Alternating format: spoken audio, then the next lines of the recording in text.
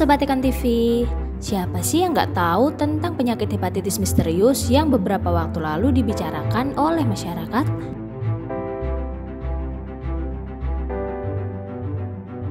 Belum lama ini masyarakat dibuat panik dengan adanya penyakit hepatitis misterius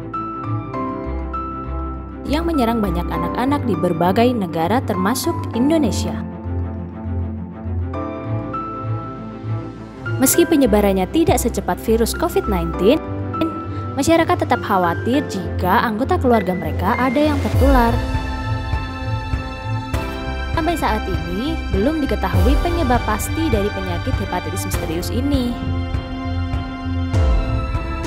Lalu, apa yang terjadi pada saluran pencernaan manusia jika terinfeksi oleh penyakit ini? Simak penjelasan Dr. Alfian Chandra berikut ini. Gejala yang ditimbulkan pada umumnya memang tidak spesifik, ya. Berdasarkan data penelitian pada kasus-kasus di luar negeri, gejala gastrointestinal atau saluran pencernaan masih menjadi gejala yang paling sering ditemukan. Antara lain kondisi jaundice atau ini kulit tubuh pasien yang yang menderita hepatitis akan berwarna kekuningan. Itu terdapat pada 71% kasus, ya. Lalu ada mual, muntah, itu pada 63% kasus. Perubahan warna pada kotoran menjadi putih pucat, itu juga 50%. Itu menunjukkan gangguan pada fungsi hati, ya. Lalu ditemukan juga kasus diare, 45% kasus, ya. Gejala-gejala yang umum adalah gejala-gejala saluran pencernaan. Kadang kayak diare atau misalnya mual muntah pada anak, kita anggapnya mungkin oh ya mual muntah biasa, diare biasa, berobat dulu sembuh, ya.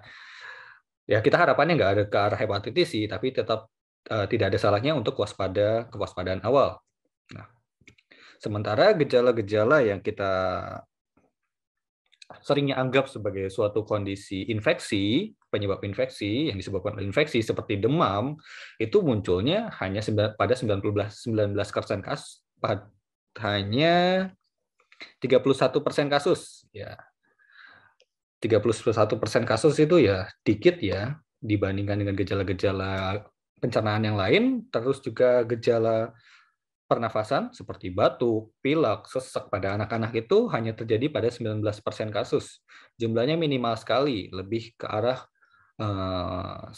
gangguan saluran pencernaannya yang muncul gejala-gejalanya itu. Ya. Kalau kita mengacu pada media yang dikeluarkan oleh Kementerian Kesehatan Indonesia, kita dapat membagi gejala yang muncul ini menjadi 2 tahap. Ya.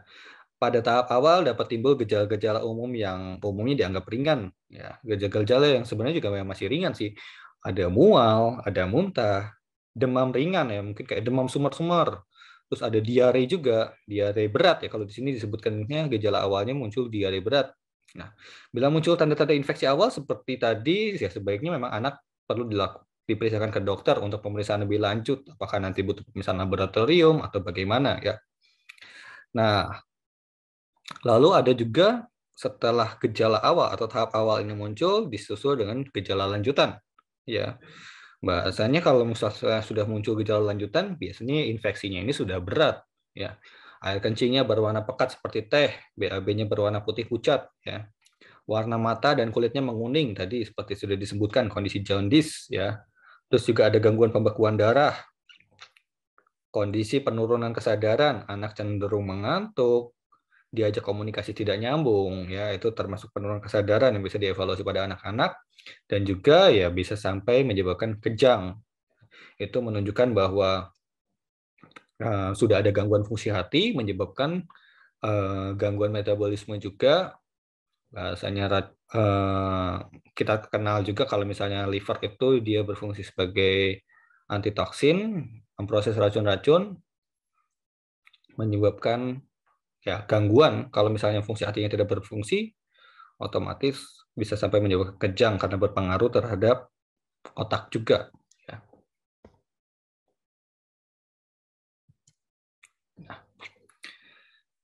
Bila sudah ada gejala lanjutan seperti tadi, anak-anak perlu untuk segera dilakukan pemeriksaan ke dokter, langsung dibawa ke rumah sakit. ya. Sebisa mungkin kalau sudah ada gejala-gejala yang berat, langsung segera dibawa ke rumah sakit agar pemeriksaannya lebih lengkap, penanganannya lebih lengkap, dan ya sudah pasti mungkin perlu perawatan di ruangan khusus, ya, mungkin di ruangan intensif atau di ruangan isolasi bergantung pada kondisi tingkat keparahannya dari penyakitnya. Seberapa bahaya penyakit hepatitis misterius ini dan mengapa kita harus waspada? Berikut kata Dr. Alfian Chandra. Darah sampai ada kejang juga, ya, dan memiliki risiko lebih besar, proporsi lebih besar berkembang menjadi kondisi hepatitis, menjadi kondisi gangguan hati yang akut, menjadi gangguan hati yang berat, ya. Tidak umum sampai bisa menyebabkan kondisi itu dalam waktu yang singkat. Ya. Yang jadi perhatian kita juga kenapa kita perlu waspada, dari 650 kasus yang sudah dilaporkan ke WHO saat ini, 38 orang anak, itu tuh 6% kasus itu sampai memerlukan transplantasi hati atau dicangkok hatinya. Diambil hatinya digantikan dengan organ baru. Ya, itu kan berarti itu dilakukan kalau fungsi hatinya benar-benar sudah rusak, tidak bisa bekerja sama sekali. Ya. Dan juga 1% kasus memang kecil angkanya, tetapi tetap saja ini kematian. 9 orang anak ya dari 650 kasus probable tadi mengalami kematian karena kondisi hepatitis akut yang misterius ini. Sudah disingkirkan penyebab-penyebab penyakit yang lain, tapi lebih mengarahnya kepada kondisi hepatitis akut yang misterius ini.